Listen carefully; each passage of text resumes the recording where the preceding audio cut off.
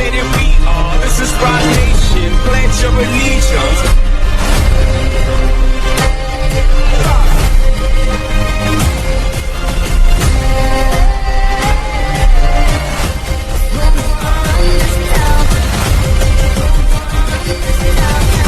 We gon' run this town. I watch in growing alarm as Ushar looms over Cersei. His intentions clear. Every instinct in my body screams at me to intervene, to protect my sister from whatever twisted plans he has in store. But I know better than to try. These people are monsters, capable of unspeakable cruelty. And if I make a move against them now, they'll only hurt Cersei more. So instead, I force myself to stay still, to keep my mouth shut and my eyes averted. It's the hardest thing I've ever had to do. Bloody hell, I mutter under my breath, unable to fully suppress the rage and despair coursing through me. This can't be happening. Not like this. Not to her. But even as I think those words, I know they're futile. This is happening, whether I like it or not, and there's nothing I can do to stop it. As I regain consciousness, the first thing I notice is the weight of Ushar's boot, pinning me to the cold stone floor. I grit my teeth, suppressing a groan of pain as I struggle weakly against his hold. But it's no use. I'm too weak, too battered, too broken to put up much of a fight. I know it's futile. Ushar is enjoying this far too much to let me go now. Still, I refuse to give him the satisfaction of seeing me beg. Instead, I turn my head to the side, my cheek pressed against the filthy ground, and fix my gaze on Jaime. Survive, I tell myself silently. Whatever it takes, whatever the cost, you must survive. For yourself, for the memory of your children. You cannot fail now, not after everything you've sacrificed. So swallow your pride, bite your tongue, and do whatever you must to make it through this nightmare alive. I'm surprised you're still alive, Cersei, after 5 days of this, but now your time is up. Any last words? No? Good.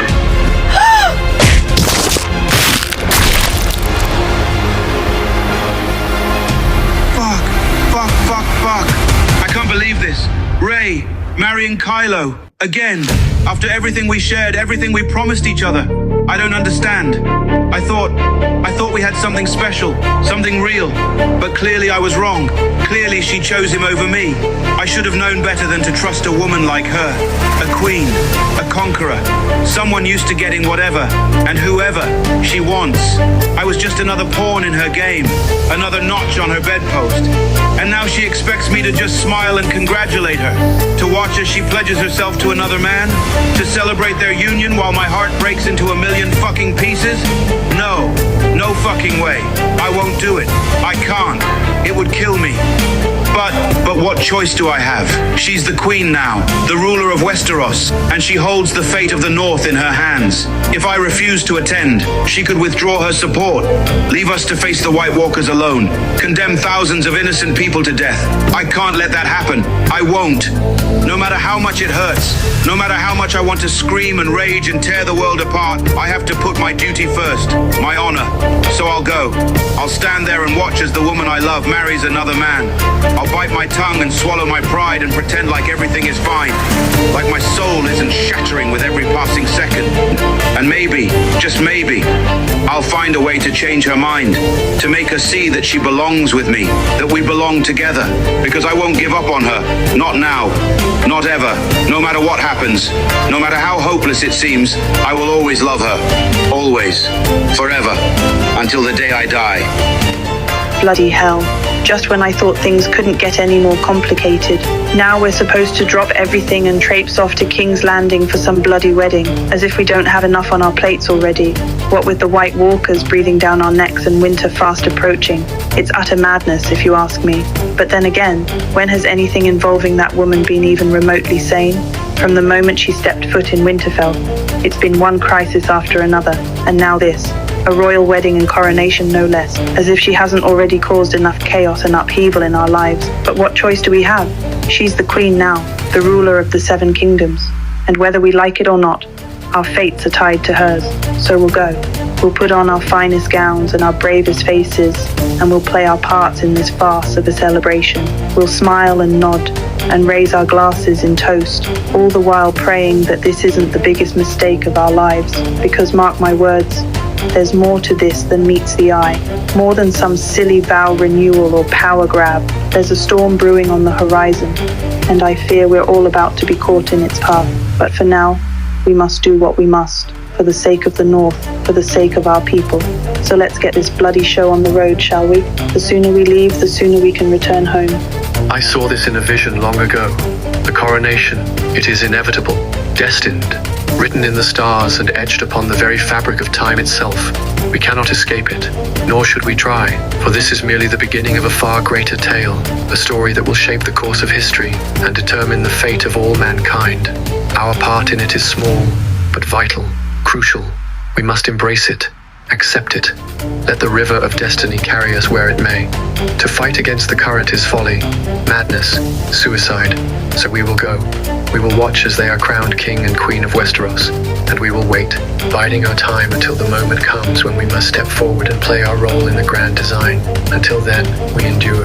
We keep faith in the knowledge that all things happen for a reason, that there is a purpose to our suffering, a meaning behind the chaos. Trust in this, my siblings, and I tell you now, without hesitation or doubt, that we must go to King's Landing, this pivotal moment in history, for it is there that our destinies await us. I see. Well, if you're certain this is the path we must take, then I suppose we have no choice but to follow it. Though I can't say I'm particularly thrilled about the prospect of attending yet another royal wedding, especially one involving that woman. Still, if it's truly our destiny to be there, then who am I to argue? I'll do my part, same as always. So let's not waste any more time debating the matter. We have a journey to prepare for. My love, you've assembled quite the formidable council. Let's show these fools who truly rules in Westeros. But for now, let's focus on business. What's first on the agenda, my queen? First, Theon is here as our new master of ships. His help was vital in our victory over the Lannister forces. Your Majesty, it is an honor to serve on your council. Theon, Ushar, and Vic took down He your... died trying to flee like a coward. With him gone, the Iron Fleet is mine to command, and I pledge it to your cause, Your Majesty, to help defend the realm against those who would seek to usurp or undermine your rule. Theon, you sly dog. I must say, I'm impressed. Taking out Euron and securing the Iron Fleet for our Empress? Brilliant move, lad. Though I suppose I shouldn't be surprised. You've always had a knack for survival, haven't you? In any case, welcome to the Council. I think you'll fit right in among this merry band of misfits. Now, let's get down to business, shall we? First things first, drinks. Can't have a proper meeting without a bit of liquid courage, now can we? Tyrion, I hope you are okay with seeing Cersei out front today. Also, I've decided to give a 1-month supply of free grain and livestock to all the commoners, as well as no taxes for 1 month to ease any lingering unrest. Ah, my dear Empress, you certainly know how to send a message. To Cersei's head on a pike, may it serve as a reminder to all who dare cross us. As for the small folk, I couldn't agree more with your generosity. A happy populace is a productive one after all. Now then, shall we welcome our newest council members? I'm quite curious to see what skills they bring to the table. A wise decision, my love. Your generosity will not go unnoticed by the small folk. They will come to love and respect you as they should. Very well. Let us welcome these newcomers and see what they have to offer.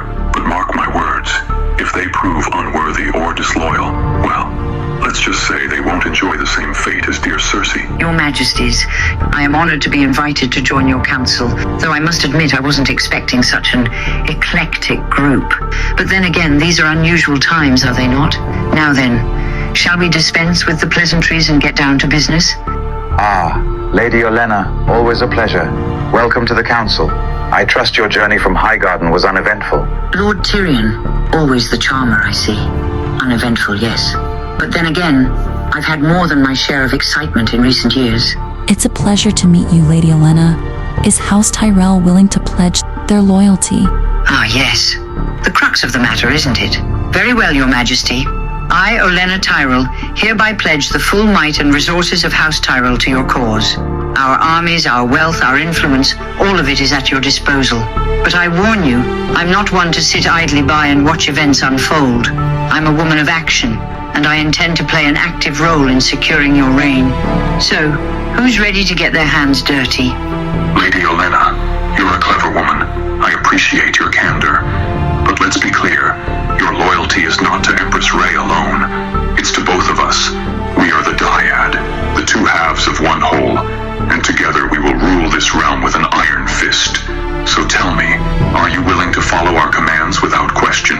Because if not, you can turn around and march right back to Highgarden. We have no use for half-hearted allegiances or wavering loyalties. Young man, I've been playing this game longer than you've been alive. I know how to pick my battles, and I know a winning side when I see one. So yes, I will follow your commands, but don't expect me to be a mindless drone, following orders without question. That's not my style.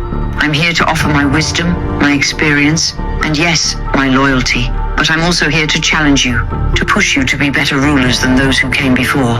And something tells me that's exactly what you need. Now, enough talk.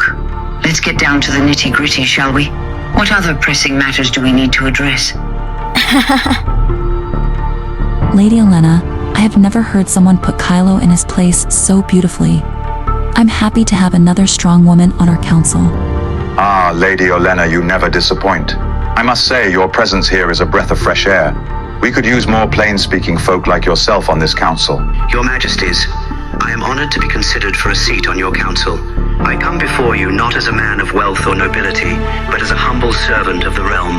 My only desire is to see peace and prosperity return to the Seven Kingdoms, and I believe that you, Empress Rey, are the one to make that happen. I have no armies to pledge, no lands to offer, but what I lack in material wealth, I more than make up for in information and insight. My network of spies reaches far and wide, from the frost-covered lands of the north to the sun-drenched shores of dawn. There is little that escapes my notice, and I am always listening, always watching. In the Game of Thrones, information is the most valuable currency of all, and I am willing to place all that I have at your disposal, should you deem me worthy. My love, while I agree that information is valuable, we must be cautious. Varys's loyalties have shifted many times in the past. How can we trust that he won't betray us at the first sign of trouble? I suggest we put him to the test. Give him a task, something only he can accomplish. If he succeeds, then perhaps we can consider granting him a seat on our council.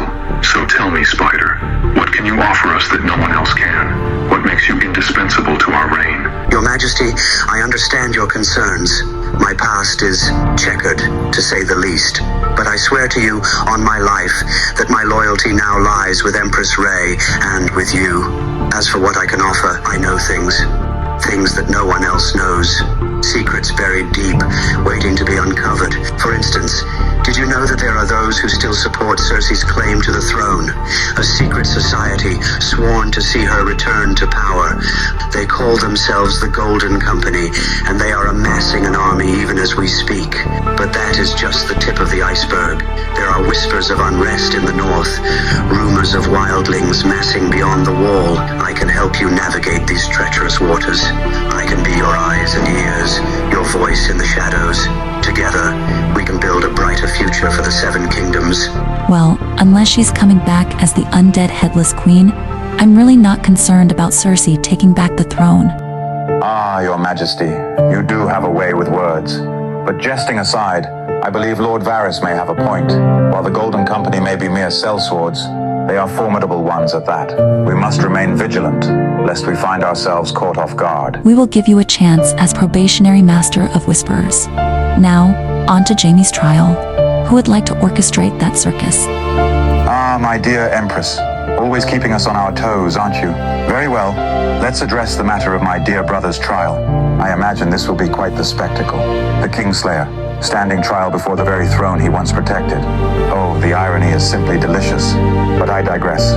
As for who should lead the proceedings, I suppose that honor falls to me, doesn't it? After all, who better to pass judgment on a Lannister than another Lannister?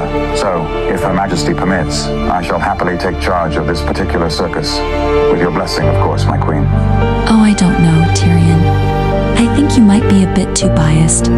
He is your brother, Brienne. How about you? Your Majesty, I appreciate your consideration, but I must decline. I cannot deny that I harbor deep affection for him, despite his past transgressions. To preside over his trial would be a conflict of interest, and I refuse to compromise my integrity or the sanctity of justice. I am sorry, Your Grace, but I cannot accept this responsibility. Your Majesty, if I may, I know I am new to this council, and my past actions may cast doubt upon my character, but I wish to prove my loyalty to you and to the realm. If you would allow it, I would be honored to oversee Ser Jaime's trial. I swear to conduct the proceedings with impartiality and fairness, ensuring that justice is served. Please, Your Grace, grant me this opportunity to serve you and the crown. Isn't this a right pickle we found ourselves in? A Lannister to judge a Lannister, a love-struck warrior too conflicted to act, and a Greyjoy seeking redemption. But let me offer a word of wisdom, if I may. This trial, it's not just about Jaime Lannister. It's about setting a precedent, sending a message to the realm that justice will be served, no matter the station.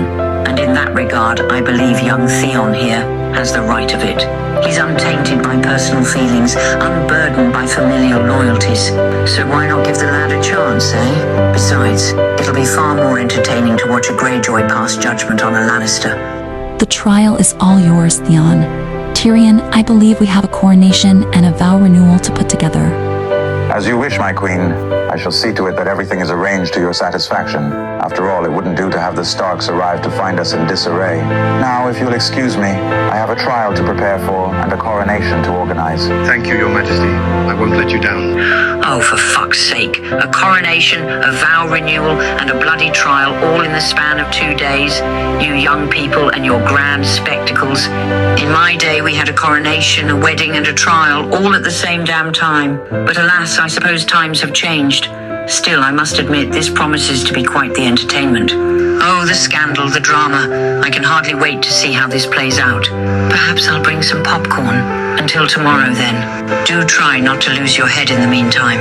Your Majesty, a word, if I may. Of course, Brienne. What's up? Your Majesty, I know you have much on your mind, but I must implore you to reconsider your decision regarding Jaime's trial. While I understand your desire for impartiality, I fear that Theon may not be equipped to handle such a delicate matter. He is young, inexperienced, and still struggling with his own demons.